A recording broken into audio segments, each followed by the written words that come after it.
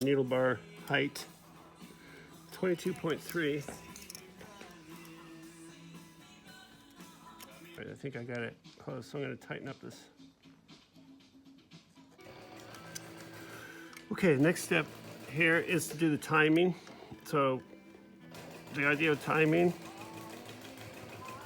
it's a little scarf on that hook, on that needle, and it's going to join up with the hook, right when the hook's passing by. 2 screws on the hook.